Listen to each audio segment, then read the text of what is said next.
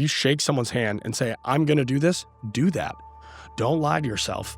Stay true to your word because that's all you have. And like, that's an extension of you. Christian De La Torre, the founder of Trace Club. It's so important on who you surround yourself with. You have to feel safe and comfortable enough to be able to go to another man and be like, hey, I'm messed up, or something's off, or I don't feel good, or this happened. And you say it with confidence because you know that that person, those people, that group aren't going to judge you. And they're like, oh, okay, great. A lot of times women are really good at just listening and not trying to solve anything for you. They're like, just tell me. Whereas guys are like, what's going on? Okay, dude, this is all you got to do. We just got to do this. Like, you're good. We'll be fine. Do you feel like there's some things that you just really can't go to, like your girlfriend or a woman, whether that's your mother or whoever? There's nothing I can't go to my partners or women in my life with. That's awesome. But there are definitely things that I don't think I should. Oh, okay, interesting. To protect them from me. Gotcha. Okay. Unfortunately, many people, especially men these days, they don't feel like you should go talk to someone. Yeah. No one comes to mind for them. You know, I love the saying, like, it ain't weak to speak. I would say try to find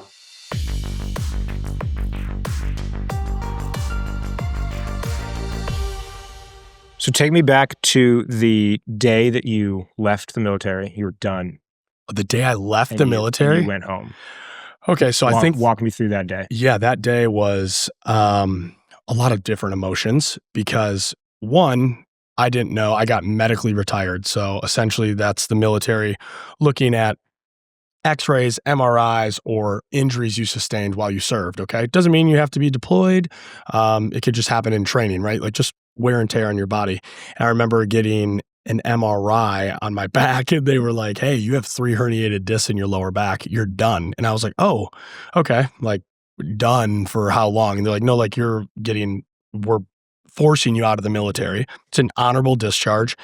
I think my date was June 19th, I'm pretty sure, or June 26th, 2019. And I just remember being like, it was kind of like a relief to a degree because you're going through this whole process. It took probably like 8 or 9 months to get med boarded out.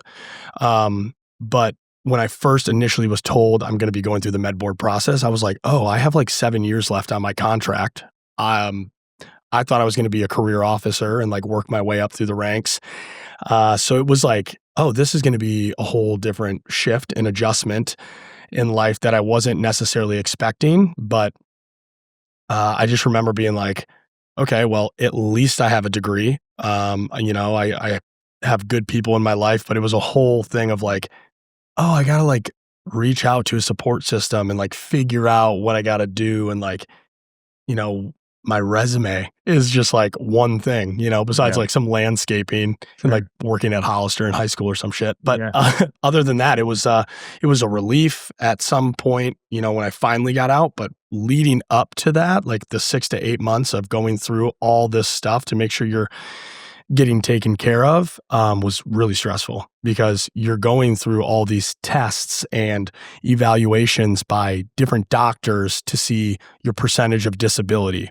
And, you know, that's an interesting process because you're trying to figure out like, oh, am I going to be taken care of for the rest of my life along with my potential future family, you know, wife, kids, whatever it may be, like, you know, how does this work? Like, so it was just a lot of different emotions, caught me off guard, but I was really happy once it was all done. And you were in Colorado? I was in Colorado Springs. Yep. Someone come pick you up? No, I mean, no. So like, yeah, great question. No, I lived there I comfortably. I had my own place, you know, I was, had my own, you know, I was renting a house at the time, but no, it was good. I was there. So I was like looking for jobs in Colorado Springs. I actually wanted to use my degree, which was criminal justice, super easy degree at the time. And also I like, you know, wanted to be some sort of service to my community, my country. That's why like I did the military because I had military science as my minor, criminal justice as my major. So I was like, okay, let me go be like the change I want to see in the world and like be a police officer. I grew up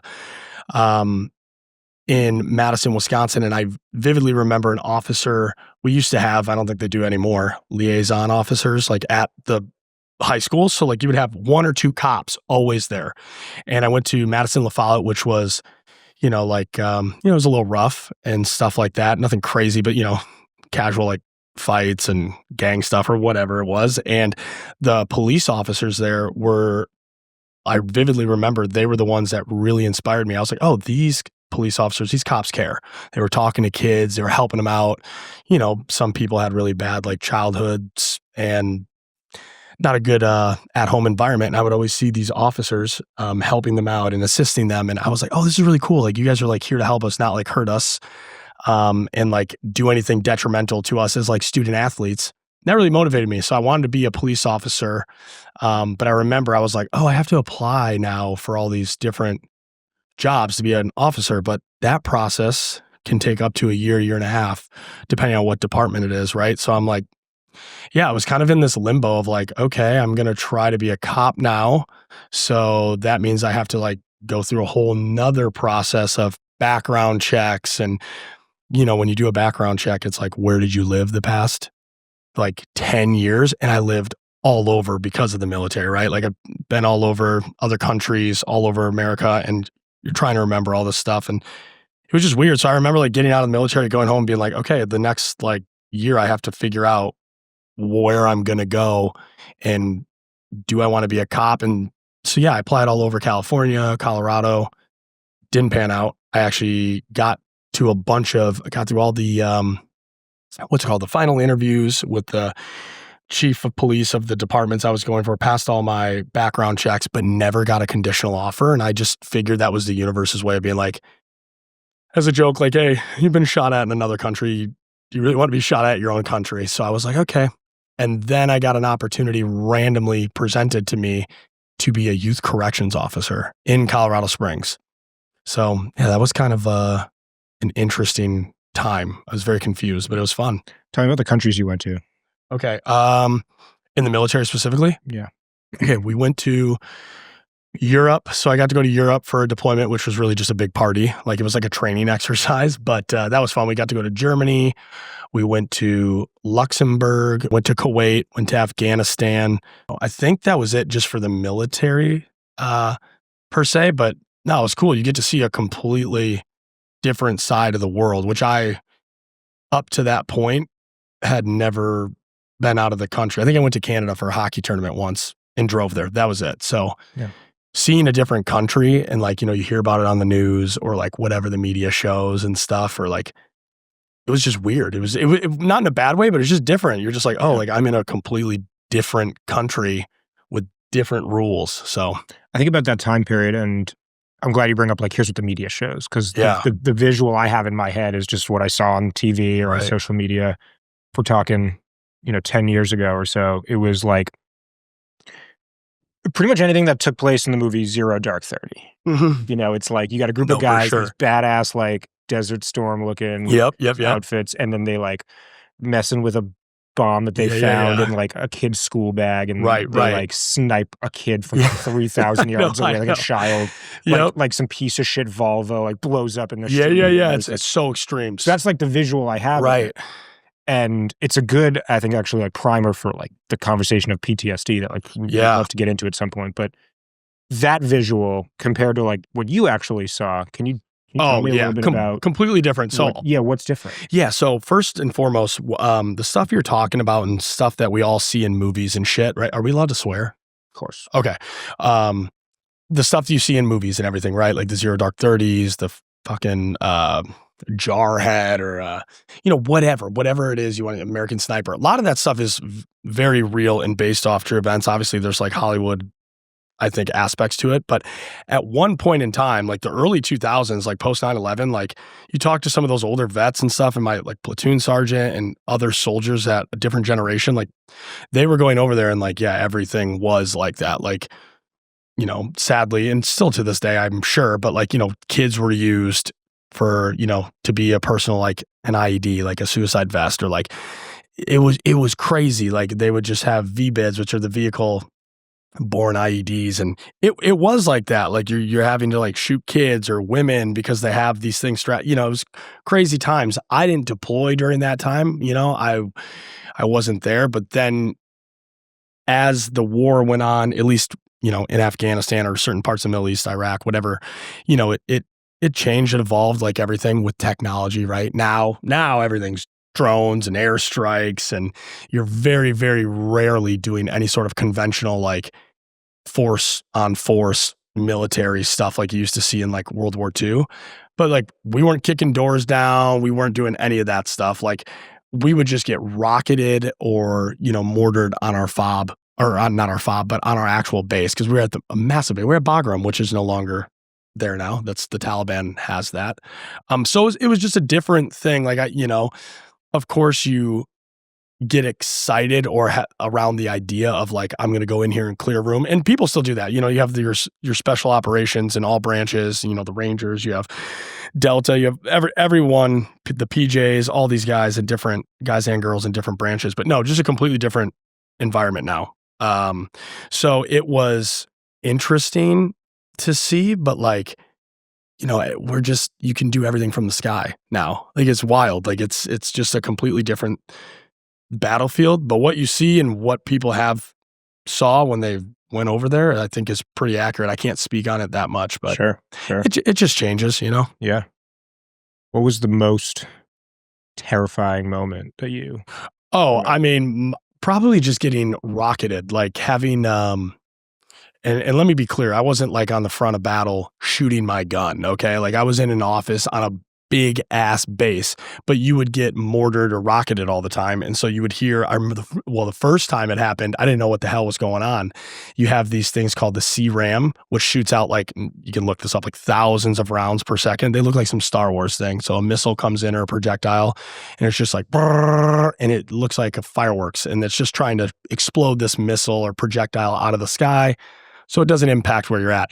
And I remember one of those went off near us when we just got all like deplaned and got to like our bunks in Afghanistan. I remember this thing going off and people like running into a bunker and like throwing the gear. I was like, what the hell is this? Like, what did I just drop into? And as deployment went on, you know, those things would go off and you'd just be walking. You didn't even care. You're like, oh, if it's my time, it's my time. You didn't give a shit. But there was one time I was we slept in like a Connex. So like me and another officer would sleep in a shipping container. It's just a shipping container with a small AC thing, literally like this office. You know what I mean? And no bathroom or anything like that. But we heard the CRAM go off and a rocket went right over, like so close that you could hear it. Like it was like, and you like get under your bed and like hope that would help if like some sort of shrapnel comes through.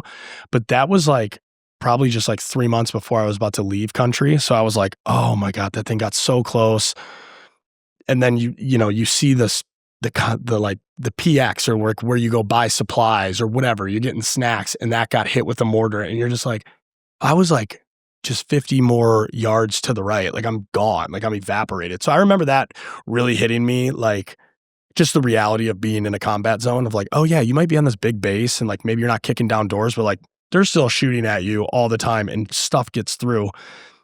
So that was probably the scariest when like a rocket went right over us. And that still bothers me today. The loud noise of that going by. How so? First off, when I got back from Afghanistan, because it wasn't anything like, like I said, kicking doors down and shooting my gun, I was like, I don't have PTSD. Like that's like people who have PTSD, I'm like, you've had to seen some shit and kill some people or be shot at or see people die right next to you. Right.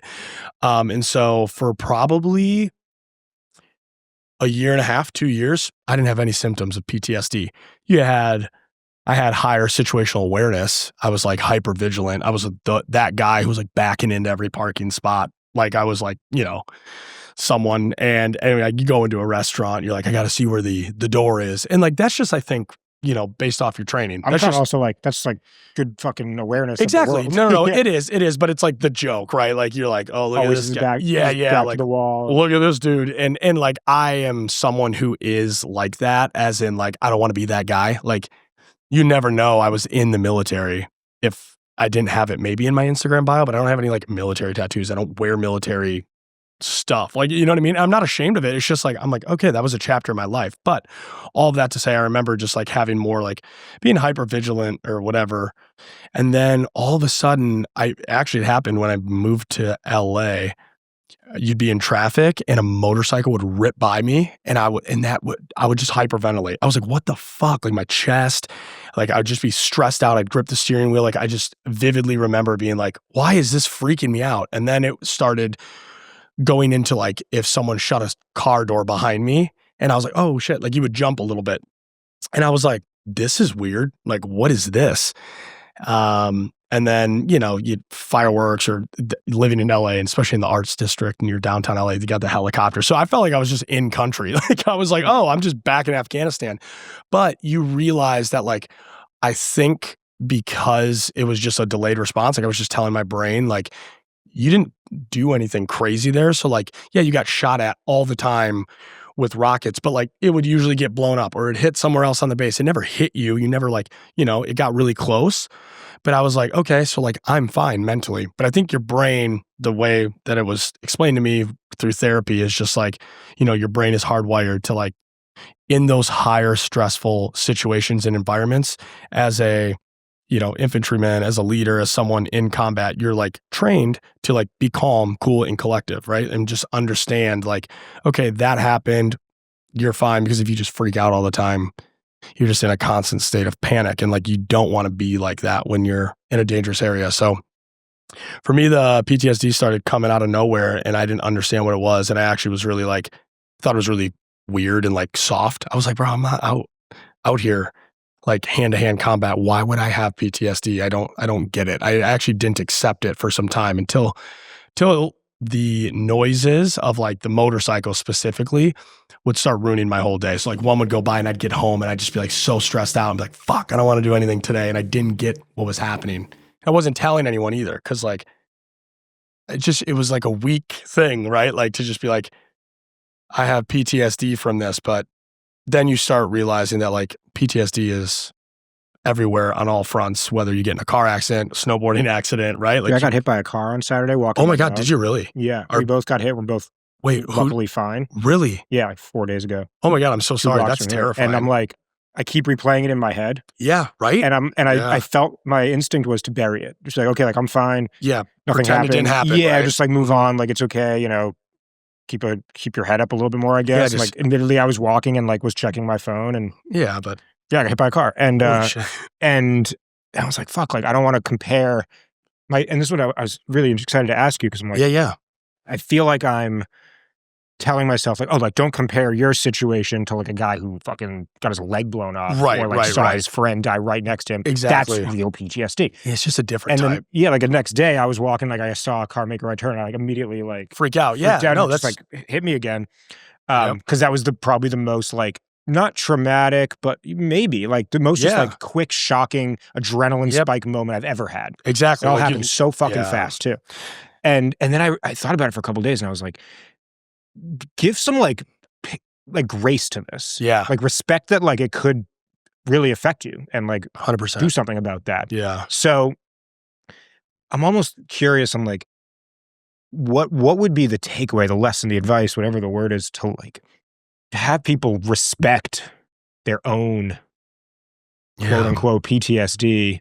Yep. Regardless of how we compare it to others' experiences. Yeah. It's almost like pain is pain. 10 out of 10 is 10 out of 10. But like, were we to say that someone's 10 is worse than the other person's 10? Exactly. And it's not. Like, you know, everyone's worst thing or scariest experience is just that. It's their worst thing, right? Like, you know, like someone getting their arm blown off is horrible for them, obviously. And then like someone getting dumped by their girlfriend could be like their worst thing. I get it, right? I think the biggest thing is, and it's something like, that's a great question, but I think it's just if something has affected your daily life in a way, you know, negatively or in a scary way or something, right? It shakes you up so much that it's not normal for you. I think you have to acknowledge it. You have to just be like, hang on a second. Like, and it's hard because we live in a society now where it's like, you got to be careful what you say, how you say it, all these things, as you always should. But it's like, am I going to get judged by society because I think, you know,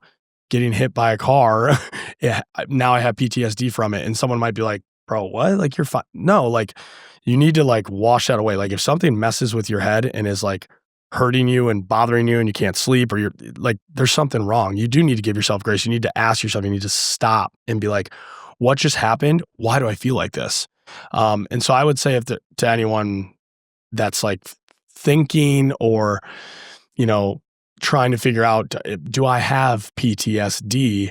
I would just say to go ask and seek help in some way, shape, or form, right? Like professionally, because PTSD comes in all shapes and sizes, just like depression, right? Like it doesn't discriminate. And, I didn't realize, this is a random transition, but like I had so I was going through therapy for PTSD just for like loud noises and getting like aggravated and impatient and weird. And I thought it was just the LA stuff, like being here. But one of the things my therapist was telling me was like, hey, like I'm getting a whole different vibe here. Like we have one thing with like the military, but like, is there something that happened to you as a kid or whatever?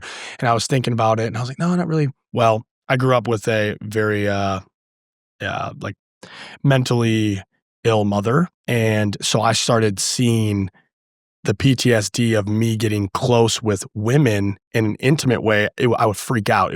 I had PTSD. I was like, what is this? And I remember bringing up that to my therapist and she was like, well, I think there's a whole different type of PTSD we got to talk about. And so that was the first time I realized, I was like, oh wait, PTSD can be not just like physical trauma, getting hit by a car, getting hurt, or like a loud noise or something like that. That's what you think of as PTSD, war, getting blown up, or a car blowing up, or like someone burning alive in a car. You're like, oh my God, I just witnessed that. That's horrible.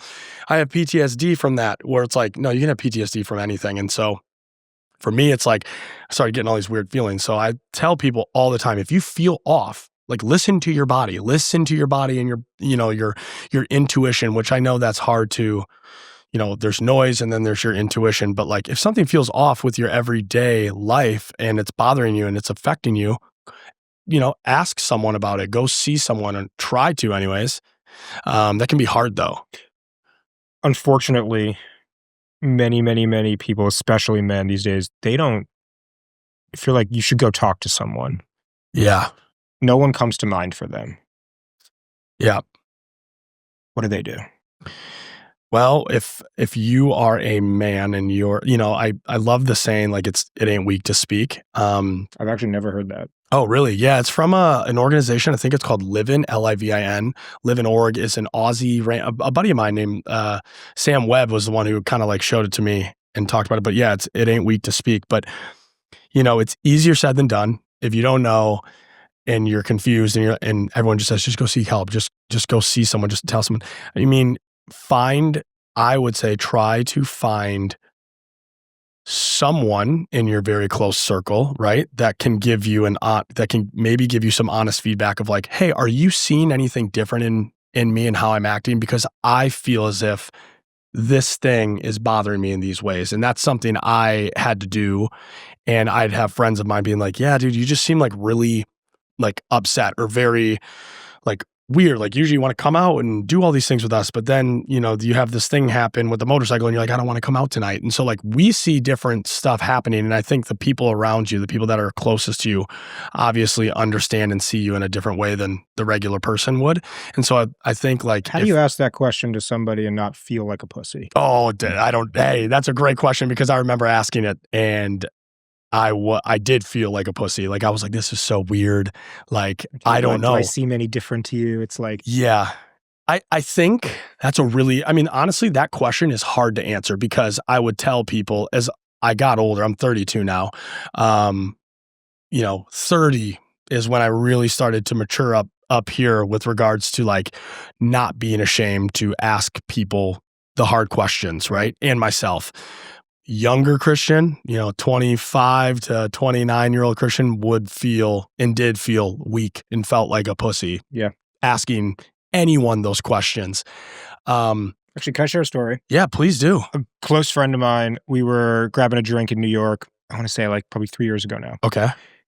And I'd known him for like most of our childhood. And he told me right when we sat down, he was like, yo, some crazy shit. Like I was at a concert a couple nights ago, girlfriend, some friends, and I fainted. Oh. You know, like when you're at a concert, it's crowded. Oh, like before everyone flags the down. Yeah, It happens all the time. It was him. He was Okay. like, I never thought it would be me. Don't know what happened. Yeah. I've got a doctor's appointment this weekend to see what's up. Like, might have been dehydrated. Right. I was just like, all of a sudden, just like feeling kind of faint. And the next thing I knew, I was on the ground. They had to carry me out. I was like, fuck. All right. Like, he was just like, yeah. And I like wasn't sure if I should like tell you, but I'm just letting people know that like that did happen in case like I'm out again and I don't feel good. I want you to already have some context that like this is something I'm dealing with. And I was just like, first of all, mad respect.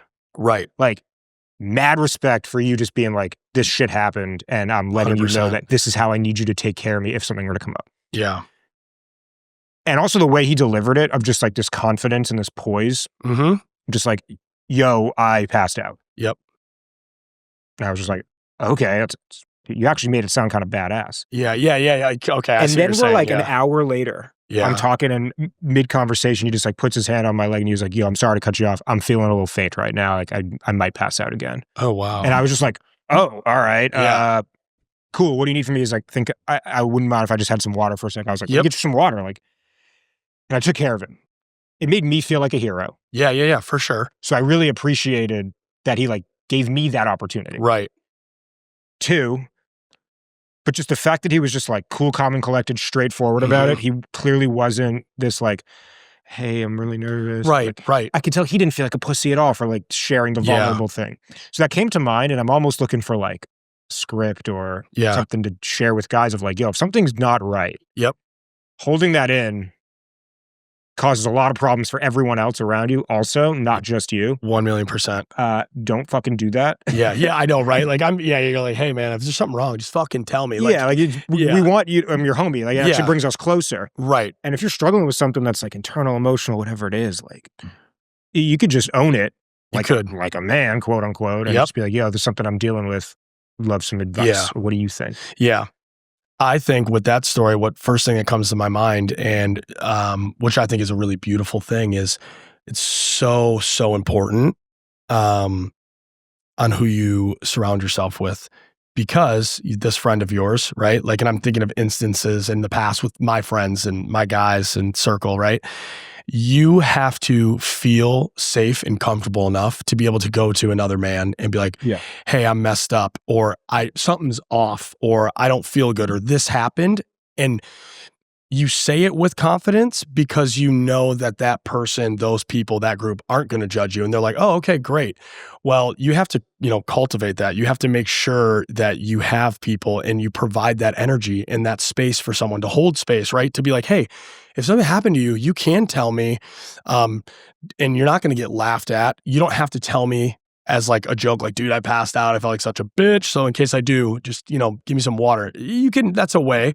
But like the fact that he was able to just be like, hey, Jake, like, I'm not good. I had something happen. If I start to feel weird, I'm going to let you know and tap you, whatever. Yeah. So to me, I think that's also credit to you and the people that surround him, because the more we are able to allow ourselves and others that we love and trust in our circle, right, to feel seen, heard, safe, that's going to help all of us collectively in the future if something traumatic or not, or just, scary happens.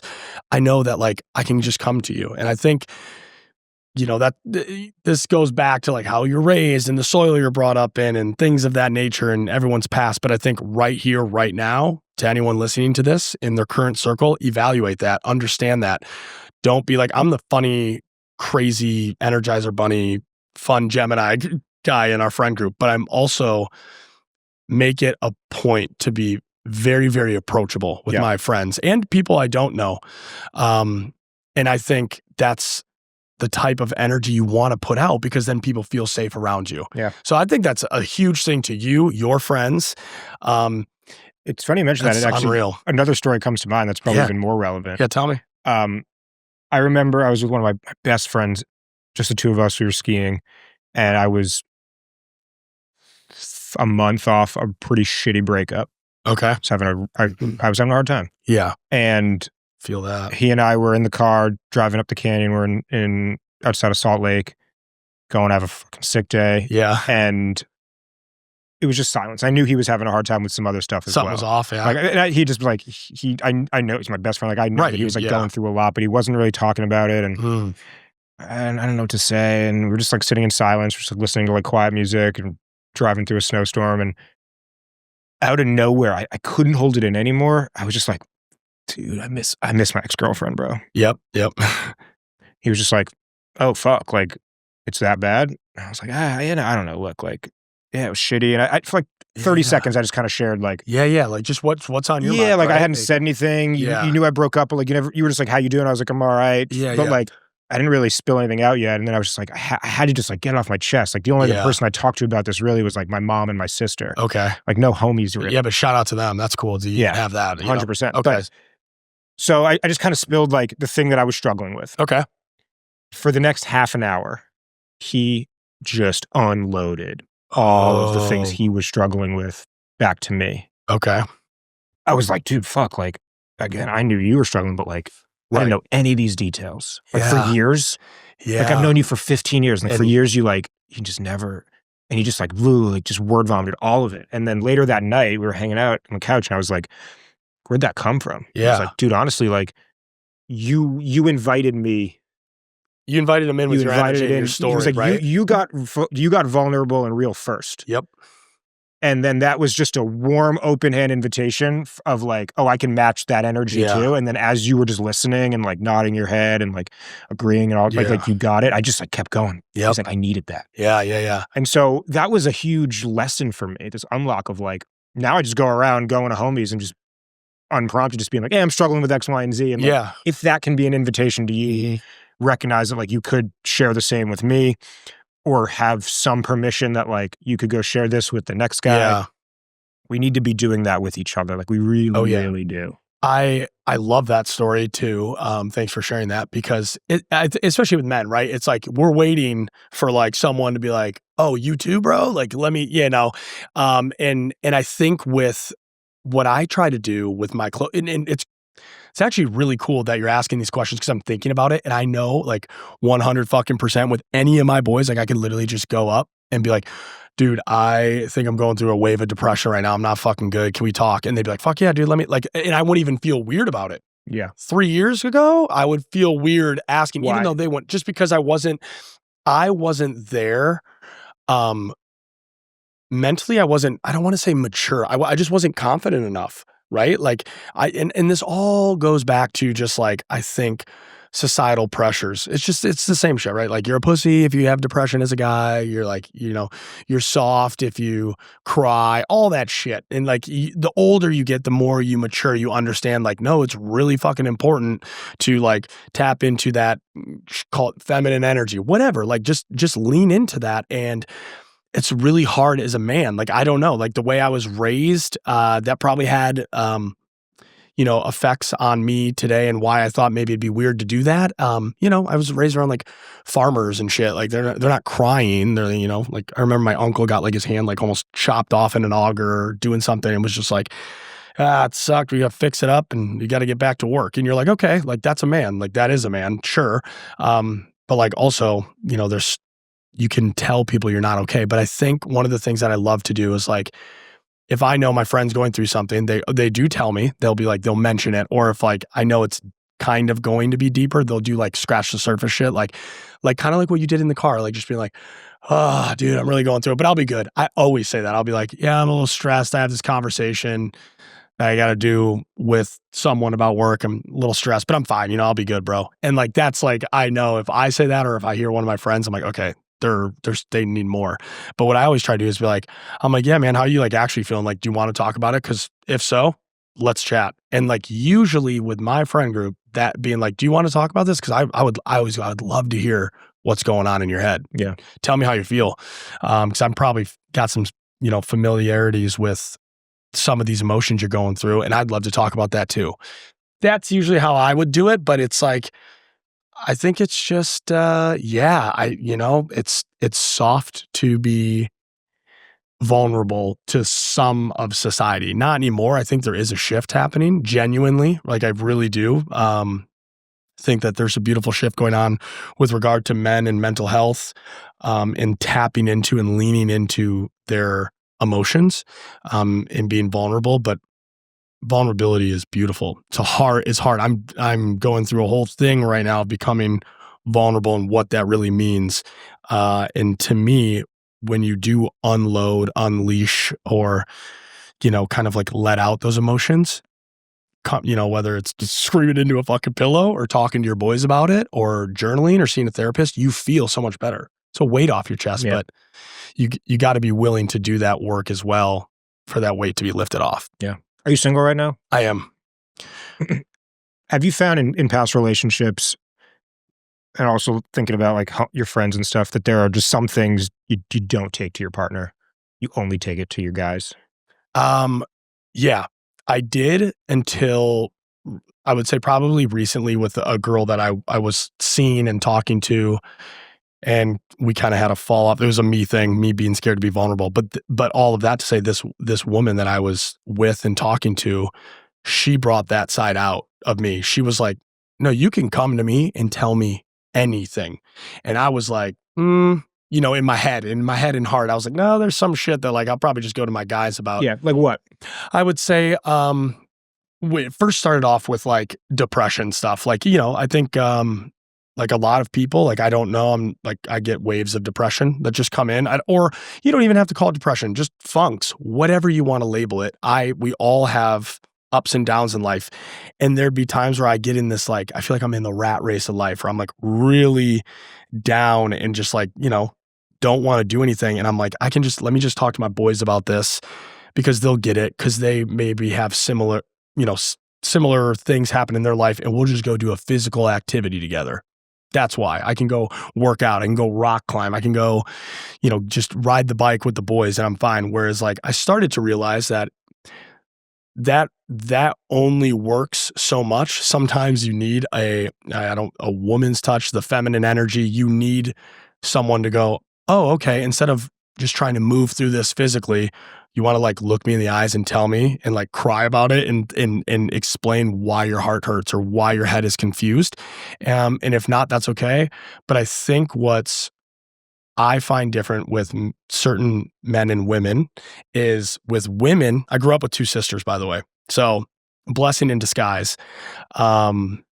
As a kid, it sucked. I was painting fingernails, getting my hair straightened. I was like, what the hell is this? But I think with men and women specifically, what I've noticed, the feminine, masculine energy, however you want to label it here, is a lot of times women are really good at just listening and not trying to solve anything for you. They're like, just tell me. Whereas guys are like, what's going on? Okay, dude, this is all you got to do. We just got to do this. Like, you're good. We'll be fine. And like, that works. And you need that. You need that hype up of like, dude, you're fine, dude. Like, we got this. Like, it's okay to feel that way, but like, let's just go crush some whatever and we'll be good. And then you're like, okay, yeah, I'm fine. But really, like, are you? And with this girl, she would always be like, yeah, why don't you just tell me? And like, I can give you my thoughts or opinions on this, but I don't need to. And so do you want to just vent to me about this and explain what it is so I'm aware? And like just the whole different approach from some men, some women. And I have men, like guy friends, that also can do that as well.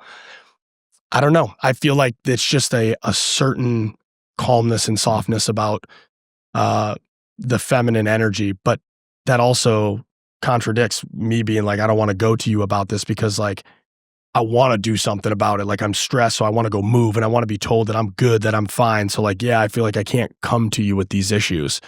But I feel like this all just in our head. What about you though? Do you feel like there's some things that you just really can't go to like your girlfriend or a woman, whether that's your mother or whoever? There's nothing I can't go to my partners or women in my life with. That's awesome. But there are definitely things that I don't think I should.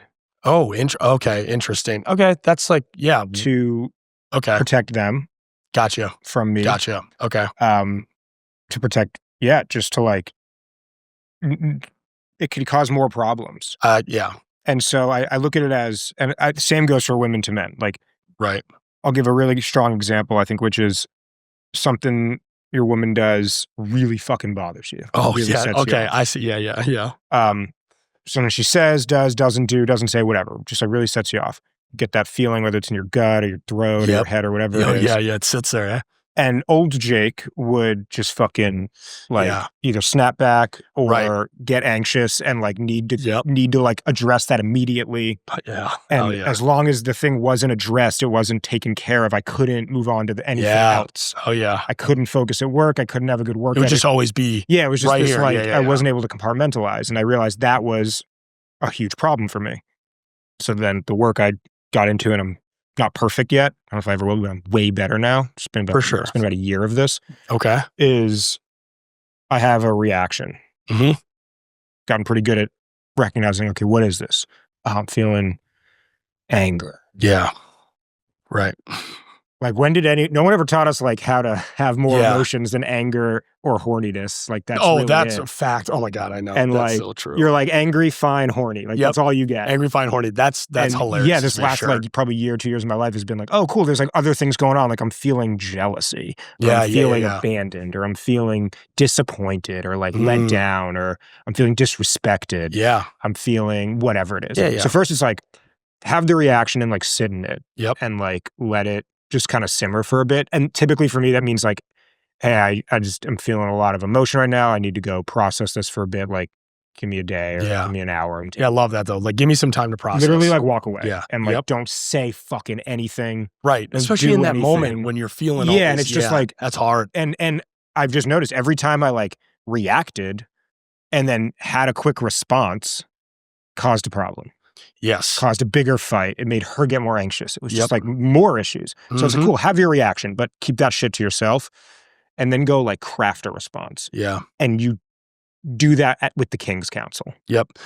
Okay. You go to the guys. And like that's the thing that comes to mind. So it's like before I can like just be like, this is what pissed me off or whatever. Which is, I think, in line with like, you can come to me with anything, even if it's about me. Well, yeah, I see what you're saying. I think there is for sure certain things that before you go to them, you do need to go talk to. Figure it out with other, men or whoever. But like there is the King's Council. I love that because one of the things that reminds me of is I remember as an officer, a soldier would do something and it would just piss me off or like they got in trouble or whatever it was. And me and my platoon, I wanted to discipline them or be like, fuck are you doing? And like freak out right away. It's not really my job as an officer. Platoon sergeant will handle that. But one of the things my platoon sergeant first sergeant always told me was like, sir, it's always about how you deliver the message. Even when you're pissed, we got to, go behind the closed door, get pissed, be mad, come out unified, and then present how you're feeling. Because if you can't do that in garrison, which is just your everyday training life, what are you going to do when shit hits the fan and people are looking to you? Like, are you just going to have a gut reaction? Like, no, we need to be cool, calm, collective, take a second, solution oriented, let's go, and then address it. And sometimes you have to go see the King's Council, your boys, whoever, to get that before you can present it in a way that's like, hey, let me come to you about this. And then they understand. So you know what? It's a really good question. All these questions, well, obviously you do this for a living. This is phenomenal. But yeah, let's think before you speak. But there's times where it's like, I need to go talk to the boys. Like I need to go talk to my dad or my mentor or another man about this. There's a couple pieces here. And I almost want to give like ground rules to the King's Council. Yeah. First Please off, do. Every guy needs a King's Council. Yeah. If it's with 2 dudes, 3 dudes, 4 dudes, 5, 12, whatever it is, like you have your squad and you guys either meet regularly, like every fucking Tuesday night on the calendar. No one's allowed to miss it. Like a scheduled council of like a check-in almost, right? Men's group. Yeah, that is the extreme of it. Yeah. Of like, we're always here. And this is where we each go around and share like what's going on. We ask for help. We give advice. We move on to the next guy. Yeah. Call it a day. Oh, I love that. Some guys you don't need to meet regularly, but have a group chat. Yep. Like have that. Yeah. And very, very, very few men do. It doesn't need to be fucking soft. It's not like a book club or like for shit that chicks do, but like have your King's Council. I love that. You know what used to happen in the olden days was like the men would go out, the olden days, like caveman time and warrior time. Okay. They'd leave the village. They'd go hunt. Yep. And they'd take down whatever animal they had to take down. They'd come back. They'd sit around the fire and they would discuss the hunt. Yep. How did you do? What went well? What didn't go well? Did anybody fuck up? This, yeah. Do you feel like you have conflict with any other men around this fire right now that we need to address either privately or in a group? Because no one leaves here and we do not go into the next hunt unless we all feel 1,000% confident that we have each other's backs. Yeah. Which is what the military was based off of. I was going to say that is what you are defining is called an AAR. That is an after action review. Yeah. From the mission, from the training, we come back, we sit down. It's literally, it's verbatim. We go over the improvements of the mission or whatever was the task at hand. What are some sustains? Like, we loved this about this, let's keep doing that, great communication over here on the support by fire or whatever it is. And then it's like, how do we get better? What did everyone else see? Like, how do we as a collective group here become a more lethal team? Or as we always used to say, and I still always say today to all my boys, like, I'll just give them shit and text them, be like, what are you doing to make yourself harder to kill today? Could be going a block walk. What are you doing? What are you doing? Are you drinking water? Are you fucking, doing jumping jacks? Are you reading books? Like, what are you doing to make yourself harder to kill? It doesn't have to be a physical thing. But yeah, I think that's relationships in general. But when you can get to a point of like true, genuine maturity and like trusting someone of like, okay, this bothered me, this triggered me, I'm upset. Let me take a second, talk to my Queen King's council. Or even to myself, if you don't have the counsel available, you go take a walk and chill and then come back and go, hey, this is how I was feeling in the moment about this, yada, yada, yada. And 9 out of 10 times, you're going to get a better conversation than if she would have freaked out, like, what the fuck who is that? And then you're going to be like, whoa, and start getting upset. Yeah. How dare you accusing me? Like, because it's like, that's, it's natural for us to be like defensive in that manner. Some people are way better at it than others, but yeah, I love that. You got to have because I never called it that, but it just also makes it feel fucking sick.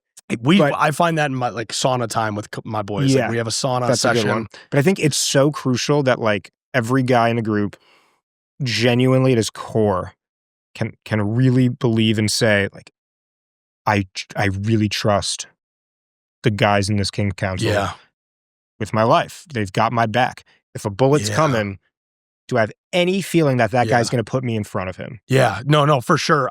You know what, like, yeah, the more, and I love that you're using these terms because like, some people can, use sports. Some people use, whatever. I use the military and sports all the time, but like this reminds me of, it's just like, those diehard loyal people. And I always say like my tight 5 to 8 men on my King's Council, right? I always call them that like, I wouldn't trust anyone else but those 8 to 10 men in my foxhole in a battle. Because I know no matter what happens, they will do whatever they can to protect me, to help me, to like, they'll sacrifice for me and vice versa. And so like, if you can have a proper King's Castle, Queen's Castle for the women, whatever it is, it's hard to get rattled in that way because you have such a good support group. Like, that's the whole point. Like, you want to have that so you can combat anything and everything in life. And you're right. A lot of men, specifically, just because we're talking about that, is like, they don't have that. Yeah. They have like 1 or 2 friends that they maybe like FaceTime once a month or hit up or it's like softball team. No, but like, do you have someone that you can just like you can just call up at any time and be like, dude, I'm not okay. Or I fucked up. That's a good one. Is hey, I fucked up, and I need some hard truth or love. I need to see a scenario where a guy can come to the group and be like, I cheated on my wife. Right, and they're not. And everyone's like, all right, yeah, let's figure this shit out. Let's talk. And like, that is safe as fuck here. Yeah, because and when one guy brings that forward, then all the other guys can be like, okay, I can bring my shit forward. Yeah. Where else are we going with this? Right. You're not going to your wife with that. No. Yeah. You're not you go right to her about that. Like, you might want to like figure out how you're going to deliver also, that message. Guys, don't cheat on your wife. Yeah. Don't ever cheat on your wife. That's not cool. Duh. But yeah, I think being able to figure out a way to regulate your emotions with people you trust so much so that like, these motherfuckers will lie on stand for you. That's my other joke, is I'm like, people that will lie on stand for me, like, you need to have that in your life. And if you don't, and I found that in the military, obviously, when you transition out, that's a whole new ball game because like you still might have those people in the service that are still serving or that are gone, but they go different ways. They're not with you every day. They're not training with you. It's a different environment. Now we're in everyday civilian life. Who are going to be my little platoon? Who's my squad of people that I can really go to with anything? That's so important. I never really think about that. And I think when I meet new people and I'm talking to others and getting introduced to their friends, I'm like, do these people got that? Because I know I got it, and it makes me feel so safe and secure. But yeah, I would, for men, you got to go find that. I'm really struggling a big part of this whole project, The Optimist, this series, is giving very tactical advice, actual advice. Like, all right, the engineer's guide to this, or like, you want to figure this shit out in your life, do steps 1 through 4. Yep. I really don't know the steps for how do you go build a King's Council if you can look in the mirror. And I bet most people listening are like, fuck, do I really have that? Can I really call it 1 dude or 3 dudes that like very rarely ride or die can like really fucking bury a body with me? Yeah. And can we come together? Yeah. So if you don't have that, what do you do? If you're coming out of the military and you had that, but now you're in civilian life and you don't have that, what do you do? Yeah, that's a great question. I mean, first and foremost, whether it's, coming out of the military or not, I think the biggest thing you have to do before you go get your King's Council, your people, right, is you have to be, obviously you have to be very honest with them and set those boundaries, but you got to do that with yourself first. If you cannot swallow the ego, the pride, be able to look in the mirror at yourself and go, I fucked up, I'm wrong, okay, I don't feel well, I don't feel right, these decisions I'm making are wrong. That's the start. And then being able to comfortably go and do that with other men is huge. Now, to go find those men, every journey's different. Like, that's tough. I would say for veterans, try to find events, places, experiences that there are not necessarily like-minded. Obviously, you want to have like-minded people around you, sure, but you want to find people that maybe have been on that path too. Like, go on a veterans ski trip, or like, they'll have like veterans meetups for gardening or whatever it is. You know what I mean? Like the Venice Run Club or something. Find a niche of things that you like to do, experiences, whatever it may be. And then also try to be like, okay, like I was in the military, like maybe there's some guys here like that were also in the military that, okay, this is a good start. Like I could do that. But taking those steps it's crucial. It's hard. And like, you have to understand it's uncomfortable, but it's got to be uncomfortable before it gets very comfortable, I say, because if you don't find that, if you don't have that, if you don't have the confidence, the goal within yourself to be like, dude, I need to go find my foxhole buddies, because when shit does hit the fan, which it always will in life, you need to make sure you have people. But that's tough. I'll add a few to the list, actually, now I think about it. Yeah. First of all, there's cool companies where they go on like really sick men's retreats. There's a company that I love called Everyman. Oh, Everyman. Okay. I'm not affiliated with them yet.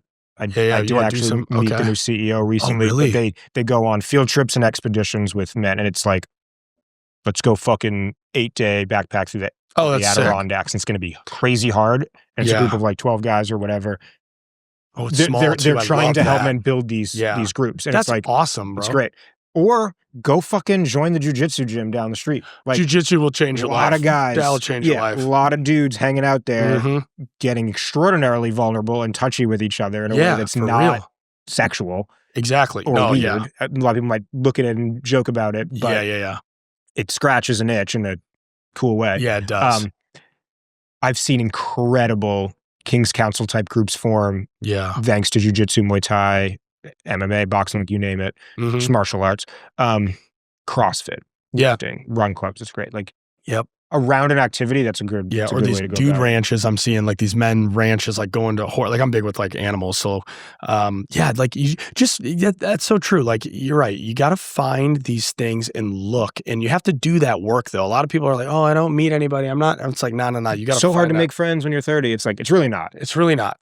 Come on. I get it. It could be uncomfortable. But good. Yeah, you should be. It should be, because like you're trying to navigate and filter out in your life, especially in Los Angeles, where everyone, like, this is a fucking machine out here, and it'll chew you up and spit you out if you don't have good people around you.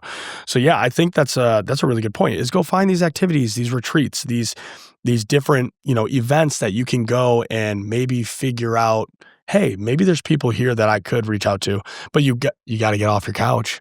I will say though, just to throw it out there. I know people who have very, very tight-knit King's Council groups, gaming buddies. Oh yeah, I mean it could be anything. So they literally are on their couch. No, that's fair. And they meet every night, and they fucking fucking game together, and that's where they do their that's fair their thing. That's fair. It's interesting. It is interesting. I think you gotta get outside the house. I think you gotta maybe move your body a little bit. That's just me and what I have to do. I don't game. I don't really know. I don't either. But it's better than not. Like, it's if that's how you're connecting with your squad. Yeah, if you can find at the end of the day, if you can have a platform, a space, or a place to be able to just talk with anybody that you feel safe and comfortable with, whether that's in a sauna, on the couch, or out at one of these excursions on a ranch. That's what's important, right? And then also preaching that to other men and people and letting them know, like, yeah, I do. I have a therapist. I get help. Or no, I have these people I talk to. Like, let that be known. Like, you don't have to be shy about that. Like when other men or people are meeting you, like let them know. Be like, yeah, I have people that I talk to about really hard things. Like when I'm sad, depressed, angry. Like, do you? Oh no. Well, I got a really good group of people. We're going to be doing this on this day. Let me introduce you to the guys. Like I get, you don't want to just let anyone into your thing, but like if you can tell there's someone that's has really good intentions and is going to be in your circle potentially in your life longer than, hey, hello and goodbye, maybe invite them in and try to crack them open and help peel them back a little bit and get to know them. Yeah. That's what I would do. I want to shift gears a little bit. Yeah, shift. There's a question that every guest on the show gets asked. Okay. Here's where this goes. All right. What do you think it means to be a man nowadays? Oh gosh, there's a million different things you could answer that. But for me, what does it mean to be a man in today's society, right? I would say for me, what it means to be a man is to live your truth, be honest, right? Like you have to be honest with yourself. You need to make people that you interact with every day, the ones you love and care for as well, feel seen, feel safe, live with integrity, and do the hard things, do the right things when no one's looking. That is the hardest thing. If, as a man, if you're doing the right things when no one is looking, even though it's easier to not even pick up that piece of trash or something, you throw and you miss it. It's like, no, you need to do those things. And I think too, like you have to be okay with being vulnerable. If you're not okay with being vulnerable, I don't think you're doing yourself justice as a man. And then my joke, but hey, being dead serious, it's brownie points to be a man these days, especially all these guys in like Silver Lake and Echo Park. You got to be able to change a tire. You're not a man if you can't change a tire, joking aside, but you got to go change a tire, bro. Like, what are we doing? So yeah, I would say you got to be true to yourself, your word. If you shake someone's hand and you tell them I'm going to do something, do it. Because nowadays your word is all you got. That's just being born and around farmers in Wisconsin. Like if you shake someone's hand and say, I'm going to do this, do that. Don't lie to yourself. Stay true to your word because that's all you have. And like, that's an extension of you. So like, if you can't be honest with yourself, others, make people feel safe, protect them, however that may look, in a healthy way, and do the hard things when no one's looking, do the right things when no one's looking. I think that's, in my humble opinion, what it is to be a good man. But it's not a one size fits all, and change a tire, learn how to change a tire. Why? I agree. First of all, the tire one. Why? Why change a tire? I think for me, it's being able, the reason I think this is I remember as a little boy, like literally I was probably, I don't even know, 8, 10 years old, tinkering around with like my stepdad and his brothers.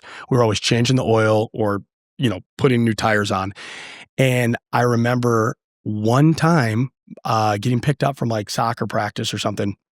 A friend of mine had a tire, their friend's tire was down and they're like, oh, we're just going to call the tow truck. And my stepdad was like, no, I got it. You got a spare tire? Yeah, but we don't know how to put it on. So he's like, here, come with me. We're going to put it on. And we did that. And I remember in the car, he was like, if you can't be someone who can figure out a problem as basic as this at this stage in life and then some, what are you going to do when things get a lot harder? If you can't even just change out the own tire on your vehicle, when stressful moments come at you, what are you going to do? Are you always going to rely on someone else? And I think it's the backbone of this whole message is like, you have to also be able to do something yourself when it's convenient not to, because you can just call AAA and have them help. But I think it's just a core fundamental of building that strength of like, hey, we're in a situation, there's a problem here.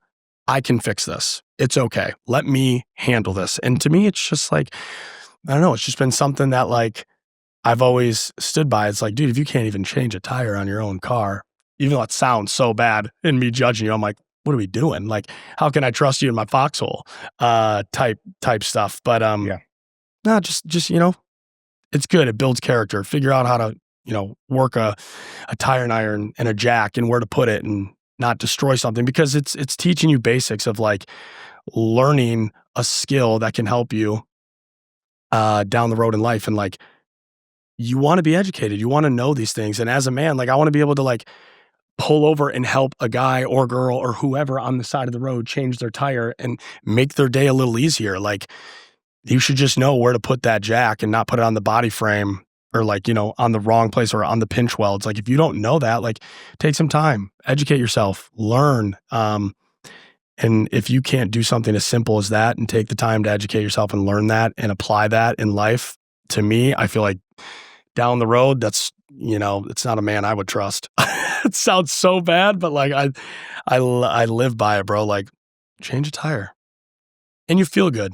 Yeah. You feel better about yourself. I've changed a lot of tires and you feel so good. Yeah, dude, it feels so good. You feel so cool after. You feel cool. You're like, my dad would be proud of me, or whoever I just helped is like proud of me. Like, I'm good. Like, it's just those simple things. Worked up a little things. bit of a sweat here. My hands are kind of greasy. I'm a little dirty. People, I'm under the car or whatever. But no, like, jokes aside, I think really it's doing little things, right? It's being a gentleman. It's being a man, holding the door for a guy or a girl or whoever. Like, just those little things. Like, that's what being a man is, right? Like, stand true to who you are. Shake someone's hand. Tell them the truth. Don't lie.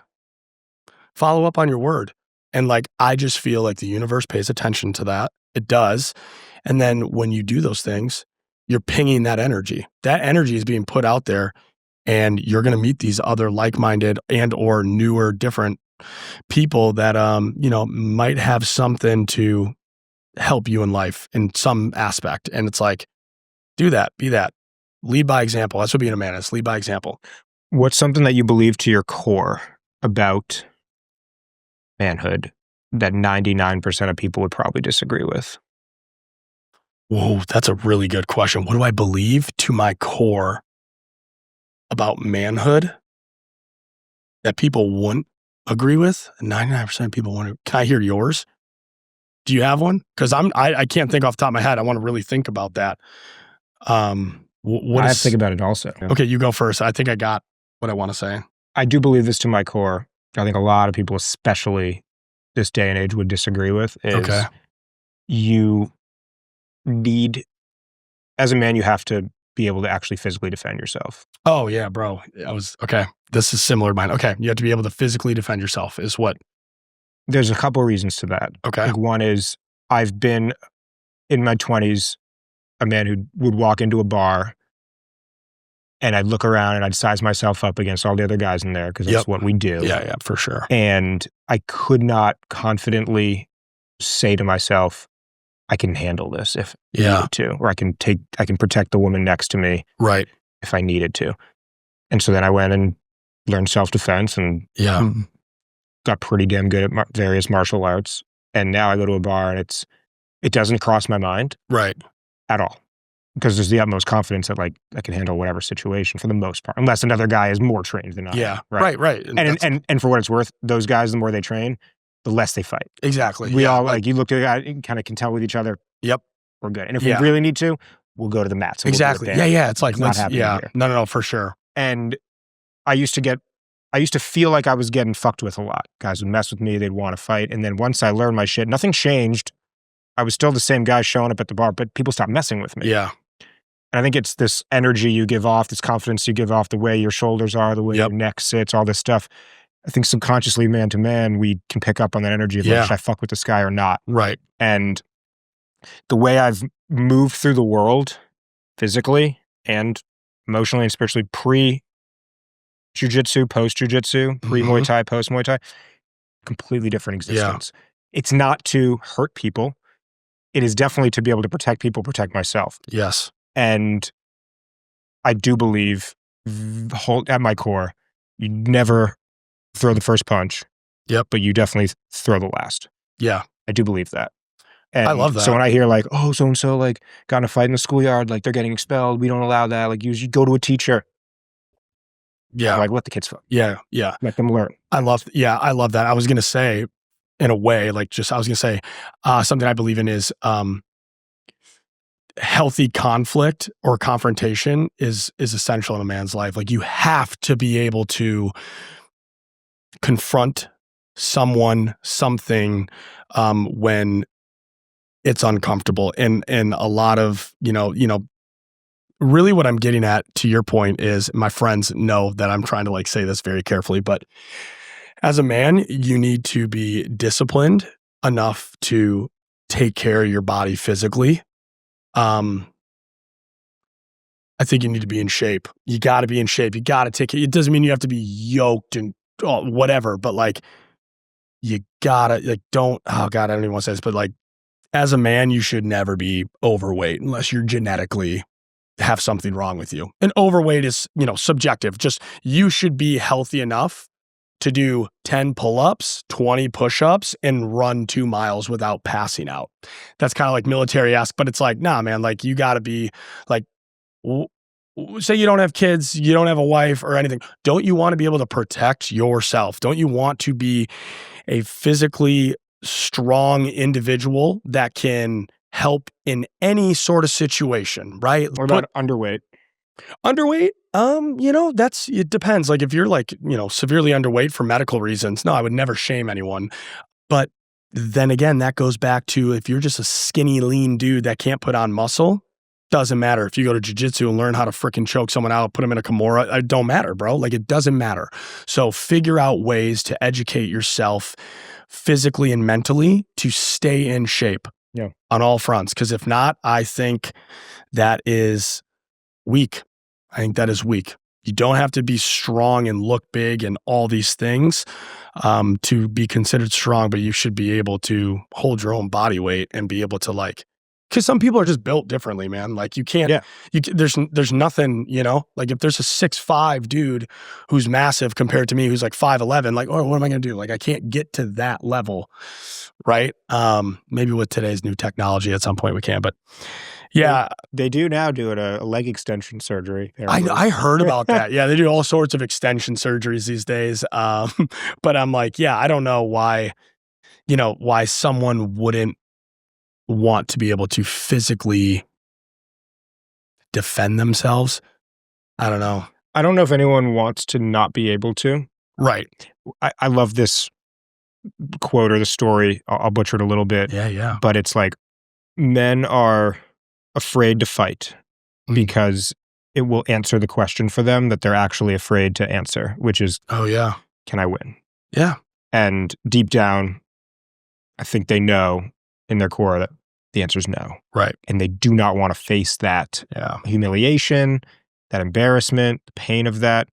I think it's no different than I see it a lot in the entrepreneurial world and on the fringes of that, of people who are always talking about starting their company or it's all whatever talk. It's all fluff, right? And then it's 3 years later, they still never really did it. And it's like, I'm kind of like, I have a lot of like grace and patience for those people. I don't work with them. Right. I'm not going to hire you. No. That's fine. But I can like motivate and just continue to send you my content. Yeah, cheer from the sidelines, right? Like, but what I think's happening is you are actually deep down afraid to answer the question that you're actually afraid to ask, which is, am I going to succeed or fail? Yeah. And if you fail, then you have to look in the mirror and say, I failed. Yeah. And that's what you're afraid of. That's what, and it doesn't have to be fighting. Yeah. It's not even that fucking bad. No, it's not. And it's like, that's. And it's also required. It's required. And like, that's, you also need to fail. You need to fail. You need to not be able to do 5 push-ups because you're starting your journey. You need that because that like, disappointment, that defeat is what helps you grow. Like I will say too, there's nothing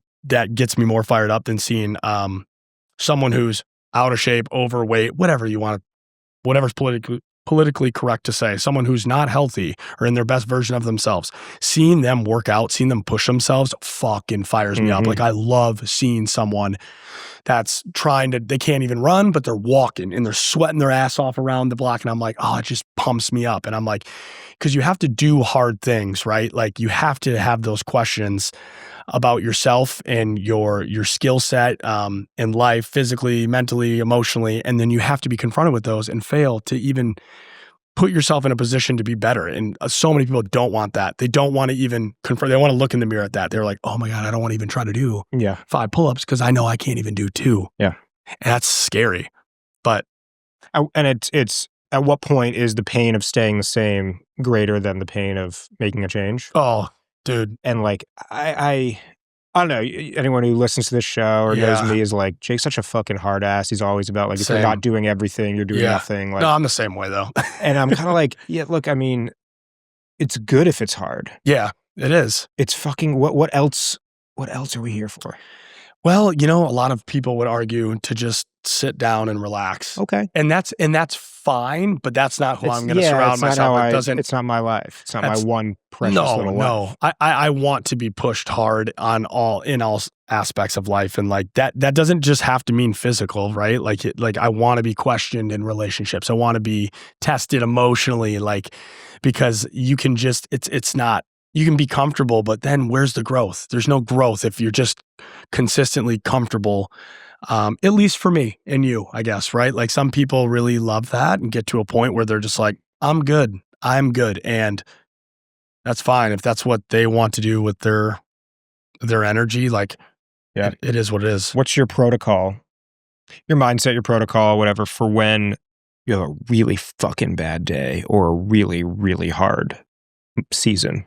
What do I do? How do you these days, how do you handle your shit? How do you frame it? Like, how do you set your relationship to it? Yeah. When things are just like, I'm getting punched in the fucking face right now. Yeah. So what I try to do, I mean, obviously, like, I used to just go work out and be like, okay, let me just get this out of my head. But I think the biggest thing for me is like, I write down what's bothering me. And then like, I try to analyze, okay, this, and this. And then I make the little like lines or webs underneath it. And I go, this is why this is bothering me. Let's look back at this and analyze, okay, this is happening here. How do I confront that? What do I have to do?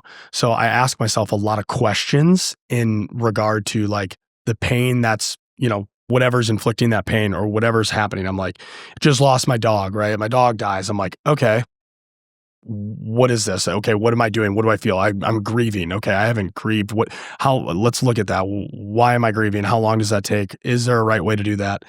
And I try to figure out from those, analyzing whatever it is that's bothering me, I try to make goals. And then I go after those goals. Small victories. I try to just reset my routine in life to adapt to the times that are hard for me. And that's very recent within the last year. Usually I just like power through, just like, you're fine, you're good. Like, just keep pushing. Eventually things will get better, blah, blah, blah. But no, I write it down and then I can go back and reflect on it. Like what's the book that McConaughey came out with years ago? Green Lights. Love that he would just like, I love looking back at my journaling and just being like, this is what I was doing when I was going through this hard time. Maybe I'll try that again. So, putting the thoughts to paper, analyzing them, and then readjusting my compass on like, okay, how are we going to go after that? But it involves a lot of physical movement for me. Like, I gotta move more. Otherwise, I don't know, my mind will start to play tricks on itself because it's like, I'm getting comfortable. Oh, I'm sad. I'm grieving. So I don't have to work out all week. Yeah. You give yourself some grace, but maybe just go for a walk or a little run. So yeah, I try to just write shit down and attack it that way. What about you? What do you do? I'm in a tough season right now. Okay. It's like a lot of life hitting me at once. I got hit with a huge tax bill I wasn't expecting. Got COVID for the first time, actually. Oh, really? Got hit by a car. Yeah. Just a lot at once. And it first thing that hit me was like, all right, I've been here before. Like I've had tough seasons before. Right. And every single time, if I were to chart it on a graph, I came out like way stronger on the other side. Yeah.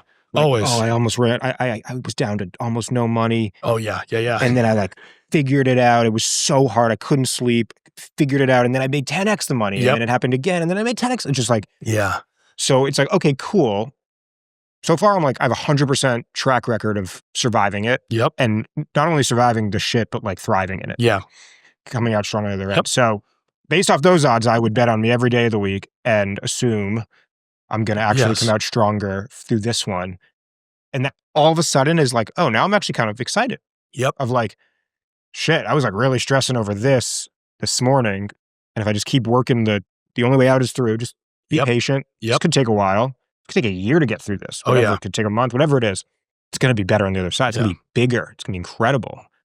Let's just like look for that. So that's like the first thing is just like instead of living in the anxiety of how hard it is now, live in the confidence that it's going to be fucking awesome. That's all. That the other end. That right there to me, and not to cut you off, is like that is the key right there. Like you've already won, right? It's that mindset of knowing like I'm going to be better because of this. Yeah. And staying the course. So many people, and it's so easy. Like we've all done this, but it's like I'm in a hard season of life, right? Like you're explaining, you're like, oh, it's so easy to just like spiral and be like, fuck, like it's always, I'm a victim.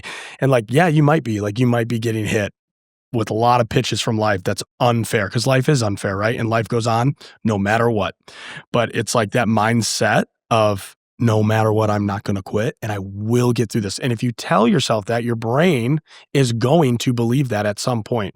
You have to consistently not just tell yourself that, but you have to believe it. And so many people fall short of that. And so for you to be able to go back and look and go, like I like the graph analogy here, right? Or the picture you painted of like better, way better, better. Like every time you went through a hard season, it's like, okay, what is that proving? What is that proving? Yeah. Shit's going to get hard before it gets great. And that's going to be, it's always going to happen.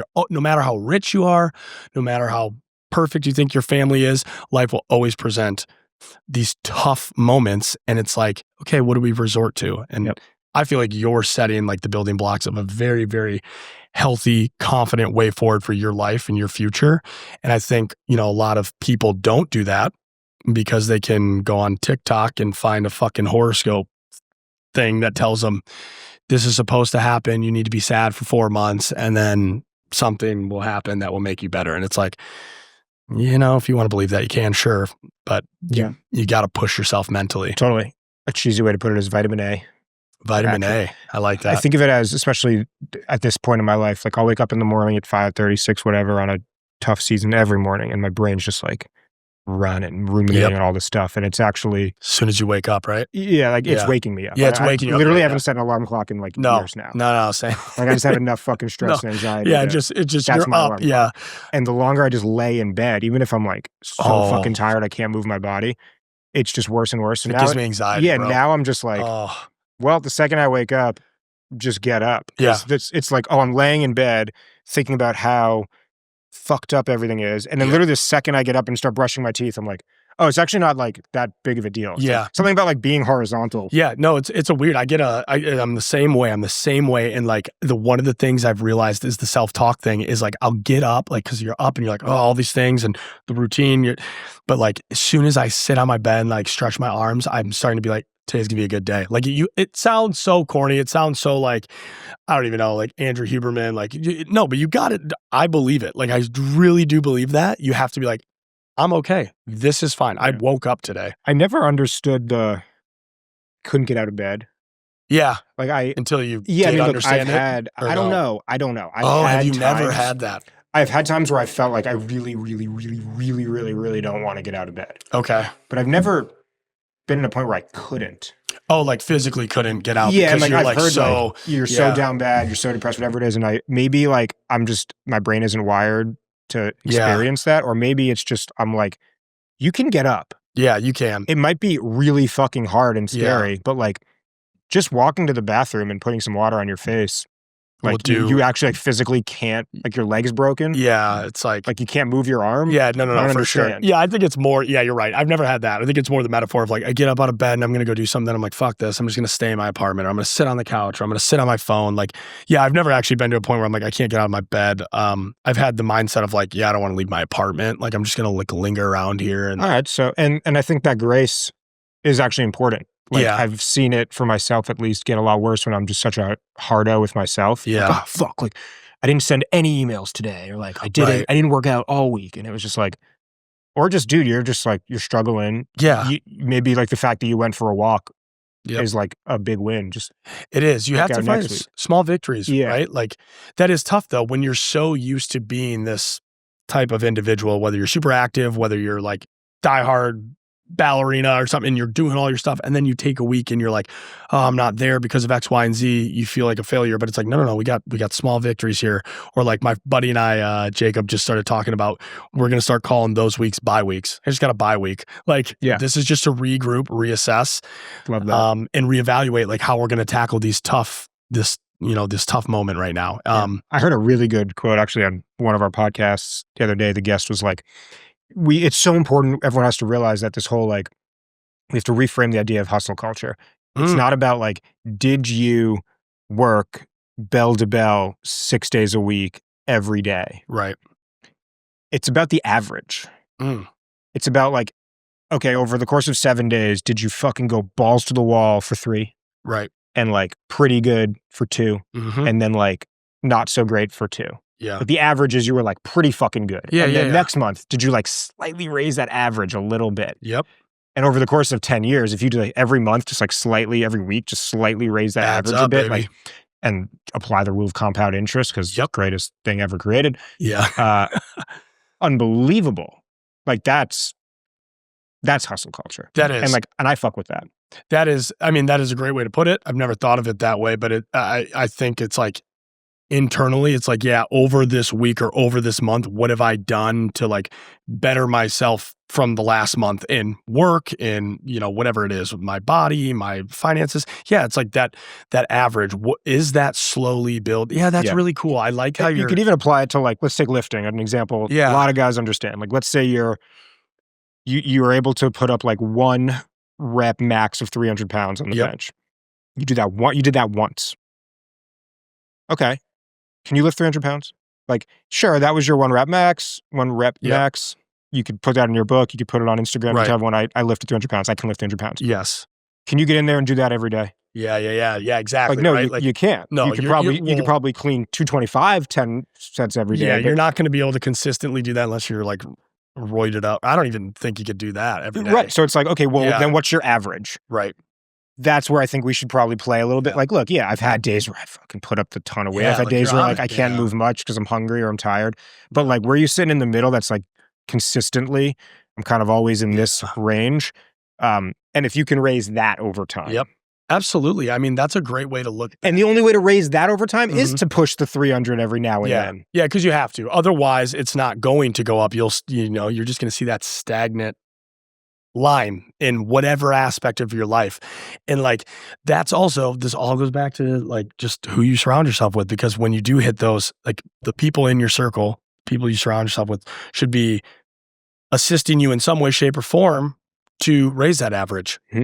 Not just in the gym, but like with your business adventures, with your relationships, with your mental health, all of that. And as you should to them. Like, you should be doing that, but like looking at your average in life of what you're doing and then just comparing that to see how it goes. Like, yeah. And are you going to have dips? It's like the fucking stock market and shit. Like, yes, exactly. People just think that, and I think too with Los Angeles specifically, it's such a status thing of like, what are you doing? How much money do you have? Where are you going? It's a weird, unhealthy way to evaluate people's lives based off what you see on social media or what's reported on Google. It's like, nah, you got to look internally at your graph, at your shit, you're life. Complaining that you like only made 20K this month because the last 2 months you made 40. 1 year ago, you were complaining that you only made 11. Yeah. And it's like, it's like, look at your zoom out chart a little bit. Yeah. Or my favorite thing that everyone said, or not everyone, but a lot of people say all the time is like, what would your 10-year-old self say? Like looking at what you're doing right now, even in a hard season, even though you're not making that money or like you just got broken up with whatever it is. My girlfriend dumped me. My house is whatever. I'm losing my apartment. My car is, my company that I started isn't doing well. And 10-year-old be like, you had a girlfriend? Yeah, be like, whoa, like you had you started a company? Yeah, you had a car? Yeah, you have a car that you live in LA or wherever, right? In Montana, like whatever it is, it's like, that's so cool. And it's like, we put ourselves under so much pressure all the time because, that's what humans do instinctually. We want to be better. We want to evolve. We want to be as good as we can at whatever it is. But I think like, I know you've talked about this before too. And I say this all the time is like, remember your why. What is your why? What is your religion? What is your purpose, right? Like, what are you trying to accomplish during this life, this season of life here? Regardless of whatever you believe in after you die, if you come back, whatever, what are you trying to do? Like, it doesn't have to be this crazy thing of like, I want to be the one to cure cancer. Like, I want to be a millionaire. Those are great. And you can do that. And if that's your desire, awesome. Use that, check that, hold yourself accountable, right? But like some people like myself find, I think, other ways. Like I literally think about this all the time. Like my why, I always say like, there's two things. If I can make one person smile on this planet a day, I'm doing my job on this earth. To go on. And people think like, oh, that's so vague. And sure, I don't care. I know that like if I'm leaving a positive energy trace, a positive light in someone's life for 10 seconds, for an evening out at a bar or party and I meet someone, it's like, good, I did that. That is my purpose. That and telling stories, whether it's travel documentaries that I'm trying to produce, writing movies, acting, all that. I just want to tell stories of others and or at the same time make someone feel good for the right reasons, not making fun of someone to make someone else laugh. But that to me, and then my cup is filled, but that doesn't mean it pays bills. So like, I get that, very interesting way that the graph of what the constant pattern of you coming out of hard seasons looks like. I've never thought of that. Like I get like people reflect back and I look at my journals and but that's cool. I love that. That graph thing was. I want to like, it's so doable, especially with AI now, but almost like take every single input that goes into my body, my mind, my time, whatever, put it on a graph. The x-axis is time, y-axis is like results. Okay. And results are a few things. It's like happiness, like how just like content and joyful was I in life, relationship health, bank account, and then like physical things, BMI, weight, strength, like your things, and that's maybe like relationship to God, source, creator, universe, whatever word you like to use, to the spiritual side. And then just look, like, for example, I thought about it mentally, this exercise over the last year. And I was like, okay, of this year, like what months did I make the most money? When did I like sleep the best, getting the best sleep scores? When did I have the highest HRV? When was I like the most just like happy and content in my relationships? When did I feel the best on Sunday nights? Yeah. Bro, you could probably do this with AI. Yeah, right. Like you could probably put all this in. And I was like, that's really cool. I was like, wait a second. It was actually in the 3 months that I was training for like a huge endurance race. Okay. Big Spartan beast. Oh, yeah. Oh, dude. It was a really hard training. That's insane. It was like a tough race. And it was a hard training. And I was just like kicking my own ass. And I was like, fuck. When I put like the hardest inputs, I get the best outputs. All around. Dude, it's kind of crazy, right? Like what you're taught as a kid. And so, and it's just like, oh, that's super fucking basic. Right. And then it's like, oh shit, okay, we need one of those a year. Yeah. Like if I do, last year was like a 3-month fucking really hard sprint. And then with work, it was like the whole year. But if you do like 1 quarter a year where you just go like fucking mega lock-in mode. Yep. And the next year you maybe do like 4 months. The next year it's like 4.5 months. Next year 6 months, whatever. Just keep doing like a little bit more. I feel like that's your upward trajectory right there. It is. I always tell people 4 things a year that scare you or can be hard, right? Like just like training. I say if you can do 4 things a year, like 1 a quarter of like, ooh, I really want to go hike this mountain, or I really want to go skydiving. It doesn't even have to be physical, or I really want to, I don't know, like. Or read a tough book. Yeah, I want to read a tough book, or I want to go to take a college class. Explore a new neighborhood. Yeah, anything. I want to go learn how to fucking woodwork. Whatever, you do something. Do something that's hard.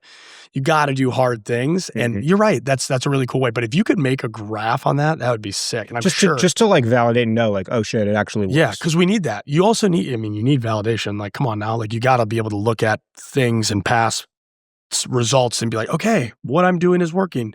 I'm not just like, talking the talk. I am walking the walk, and here's the results because of that. Which is like, I think, something that everyone could benefit from if they could see that in real time, like their graph of, but then you'll get others that will be like, what are the factors that make that, make you happier. But I like what you said, how do I feel on a Sunday night? That's fucking hilarious, because those Sunday scaries can really get you. And for a lot of, I would say for like 70% of my year, if I go by the year, right? Like 1 year in a year, 70% of that time, I actually love, my favorite day of the week is Mondays. I love Mondays. Really? And that sounds so weird and corny, but I just know it's because you're setting in, at least right, as humans and in America, that's the start of the week, right? Or whatever. So like for me, it's like, dude, if you set the tone for the week and do all this hard shit, I make that the hardest workout day for me. I make sure I'm up the earliest on those days. And I'm like, if I do that on a Monday, I'm like, fuck, I'm going to cruise through this week. Yeah. Like it's only going to get better. Like because we work for the weekends or whatever it may be, but I think too, like I welcome those Mondays, but there's seasons where I'm like, fuck, dude, Sure. I'm sketched. I'm stressed. It's Sunday night, My dad used to ask me growing up, we're very close. He would always ask Sunday night, how you doing? How you doing? How you doing Sunday night? And I'd be like, yeah, good. And he's like, how like you really doing? And then when I got a bit older, he was like, I asked you that for a reason. Yep. Because if you zoom out a bit, it's like, if you think about how have I been doing on Sundays for the last 6 months? Right. Ooh. If you consistently are struggling a bit in any capacity on Sunday night, you're nervous for the work week, you're like avoiding something, you're exhausted. Yeah. Sunday scaries, whatever it is, probably is a pretty good indicator that like something macro in your life needs to change. Yep.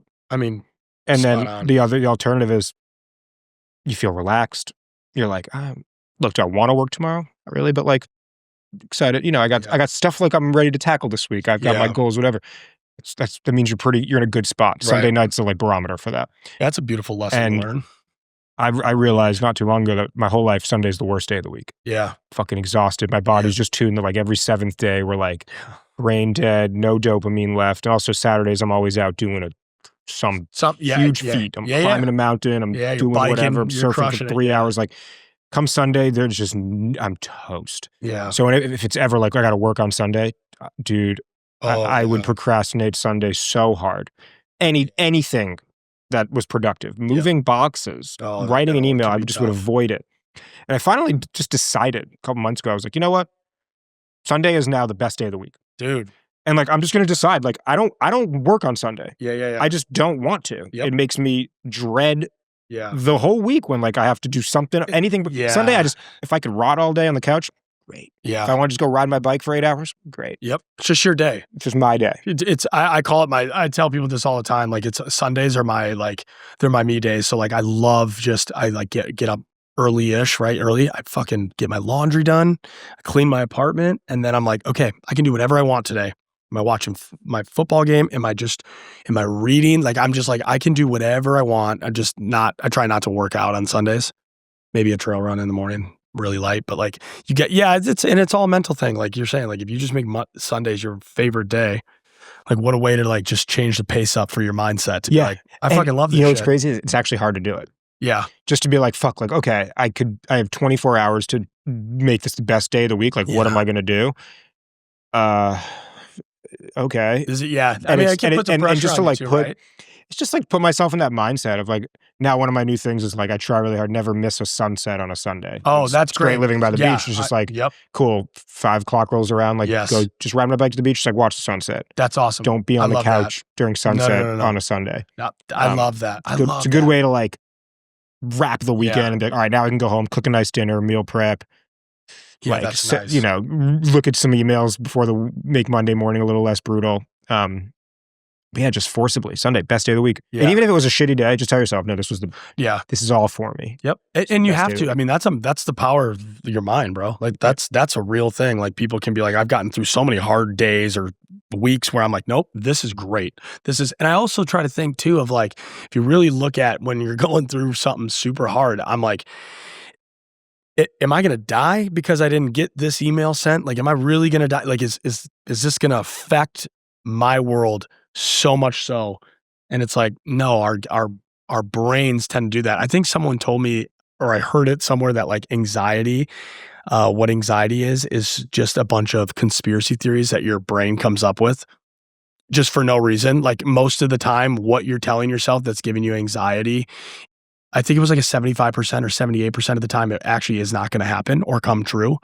But the more you allow yourself to believe that and think that, it creates that anxiety and the realism of the probability of that actually happening, which, you know, I don't know anything about the brain like that. I'm not an expert, but I feel as if you tell yourself and you speak it and you believe it and you write it down that this is the best day, or I am fine, or I would, you know, to a degree, like if you're not okay, obviously get help, but like you're going to come through. You're going to come through on it, but it's tough. It's tough. It is Oh, tough. man, this was really fun. Yeah, appreciate it, bro. I love this. I'll come to chat anytime. This is good. You're really, really good host. Oh, thank you. And you ask really like, you know, layered questions, which I think is great, you know, because you have to like stop and think about that shit for a minute. You're like, okay, wait a second. Let me actually think. I've never been asked that. Or if it's something I have been asked, it's been asked in a really different way. Clearly, you do this, like this is your job, you're very good at it, but you need to be told that. Thank you. I don't know if people come on here and tell you that, but like you're a great host. I feel so welcomed here. This has been awesome. And I love listening to your podcast. Thanks, man. So, and I actually think, you know, when I first listened to it, I don't know who the other guy was. Who's the other guy that you did about the little boy in you? Ryan Moresby White. Is that him? Okay. Aussie accent? Yes. That was a awesome, very special episode. I mean, I sent that to fucking 10, 20 friends of mine, genuinely shot it off, got a lot of different feedback. I learned so much in that one, dude. Dude, that was sick. The whole time I was like, oh, it was so good. Everything makes sense now. Yeah. I had friends FaceTime and like literally chat about that, about like, dude, I listened to that podcast when I was flying. I have a friend going through some shit and he was like, yeah, dude, I really resonate with like the little boy and like how I was raised like this, but don't hold space for that. And I was like, dude, right? Like, it's good to like, you know, awesome, man. Yeah. That's so really keep, cool. With all bullshit aside, like, dude, you're crushing it. I love what you're doing here. Thank you. Keep doing it. Thank you. And I'll keep telling people and spreading the word. But, yeah, dude, I would love to come back sometime and man. talk about anything. And just in general, this is great. Well, what's up next for you? What the hell? Oh, I leave. I'm doing a big content trip up to Canada. I'll be gone for like almost 2 months. So I'm like, got a bunch of brands I'm working with to shoot up all the way to Vancouver Island starting on November 9th. And then come back on the 25th, driving up there in a big ass Ross Monster van, and then shooting out to Colorado and back, getting a bunch of content. And just so it's kind of like, you know, my final push of the year, right? But it's like, it's fun. It's me and the boys. Good dude. Filming and getting paid to do it and capturing moments. And like, that's a beautiful thing, you know? Yeah. Well, how can people find you online? Just my Instagram. That's it, honestly. Instagram, which is, I think it's Christian De La Torre _. And then that's it. I mean, I have a TikTok, but I just post whatever I post on Instagram because my manager tells me. So that's it. I also have a nonprofit called the Trace Club, which has been a little inactive lately just because I've been busy, but great space and community for people to come together to meet new people, move their body with intention, and learn how to like kind of live more sustainable lifestyle while doing these things. So that's it. What about you? What do you got coming up? Anything big? I need to use the rest of the year to rest a little bit. As you should. Dude, it's the rest season. It's winter. Yeah. Let's go. Winter's coming, baby. I got Thanksgiving in New York with the fam. Back to New York. Yeah, Fiji, early December. Oh, fam, or is that just a separate trip? Very close friend group. One of them has a retreat center in Fiji, and we went 2 years ago, and we're going back again this year just to relax. Shit. It's also going to be a test to see for the first time, can I be like, for the most part, off the grid and see if the business can run without me. Without it, okay. So kind of like preparing for that. Setting that up. So and I think we're pretty fucking close. Okay, good. And then New Year's, I did this last year, and I think might make it a bit of a tradition, but road trip out to Colorado. Oh, yeah, for dude. Love Christmas, that. New Year's. And so stop in Utah, snowboard a bit, Colorado snowboard, and then do the same on the way back. Okay. Make it like a week and a half. So, and then January, launching some new offerings, like leading up to the end of the year, and then into the new year as well with the company. Oh, I love that. So some like lighter weight, lower price things, some heavier, like more expensive things, and kind of building out like more suite. So it's going to be a big start to the new year. Yeah, but that's, I mean, that's and cool. building the show. Yeah, just building a show. Building a show. January, I'm going to go out to a retreat center in Guatemala and do like a interview about like wellness centers. Whoa. They're going to fly me out, and we'll do like segments in this one episode on like, yoga, meditation, Tai Chi, Tantra, etc. And like have like a round table of all these different specialists that are at the wellness center, and we'll do like a little documentary. Oh, that's going to be, bro, like that's sick. Yeah, and then like an episode. I'm trying to do these like documentary style intros into long episodes, like a little bit of a unique format to podcasting. Oh, okay. So you can show, we did one, I put it out last week. It was really fun to make. Really? You have to, is it on? You'll have to send it to me so I can. It was cool. It was a lighting and decor company. Oh, I saw you kind of post about this. Something about like the light matters or could be hurting you or some shit. Yeah, just like if your lighting in your space isn't ideal, you're fucking yourself up. Oh, I believe it. So if you want to relax better, like it's important to have the right type of lighting. If you're looking to be more productive, it's important to have the right type of lighting. So yeah, CEO of that company came out. We like put some lights around. Like he'd helped me design the space a bit. So just moved in here. Okay. And then we sat and talked about how lighting and home decor impacts your mental health, because men just mattress on the floor with blue bed sheets. Dude, that's it. Yep. You can't do that anymore. No. Every night, and I mean, I have the hue lights. I don't know but I just like every single night, it's red lens, calm, like chill. Like I bring it down. Like it's not red light therapy. Like officially, I don't even know what actually that does, but I just have like, I can't stand when people like at night have bright lights on. I'm like, what are we in a fucking 7-Eleven? Like, I'm like, what is this? Yeah. So that's interesting. Good for you, man. So yeah, it was fun to just dabble in like, let's make more of a like, almost like all the behind the scenes of like walking around the space, coming into the studio. Like I want to do this one, like flying to Guatemala, meeting this team, like going through their experiences, actually like reporting on like, what did I learn? What I feel? And how did it help me as a guy to like, I've never done a wellness retreat before. I'm into it. Same. I go to yoga classes and stuff. Yeah, same. And so I'd like to start kind of, and doing that with cool brands and that's the creators. That's what I'm saying. Telling stories and figuring that stuff out, and then presenting that to others, and like letting people be educated on it. Like, it's such a passion of mine. That's really cool that you're like diving. Do you write at all? Are you a writer? A bit. I like to journal, especially when I'm struggling. Okay, so you like do but I fucking talk. That's my thing. I just talk. Okay, I just didn't know if you like were like wanting to write shows or come up with ideas of TV. Like, I'm not the guy. No. I don't think so. I write. I mean, I've produced 50 plus podcasts. I was going to say, we're writing a lot for that. Yeah. But yeah, anything like more on the creative side, the fiction side, writing shows. Yeah. I have ideas of like show scripts in my head, but nothing that I've. But nothing you put. Okay, I was just curious. A lot of people that are creative in this way are like quietly like artists or writers. And then I always find that to be interesting because like I'm writing I'm on feature film right now about the Vietnam tunnel rats warfare. And I've never written before. And I'm writing with a co-writer of mine. And I'm just like, the structure of a script and stuff. I'm like, what the hell? Like I just talk and like he's helping me translate it and writing it. But it's just an interesting skill set. I don't know how people. I don't know anything about that. That's crazy. Cool as shit. It's crazy. I am an artist, and these days my medium just for fun is photography. I just love that camera right there. Yeah, just love getting. Yeah, but I always see your stuff too that you're posting. It's great. It's great. It's good. Really, really good content. Thanks, man. And like that's cool that you follow that and keep doing that. That's important. I just what it is. I love to just like stretch. Yeah.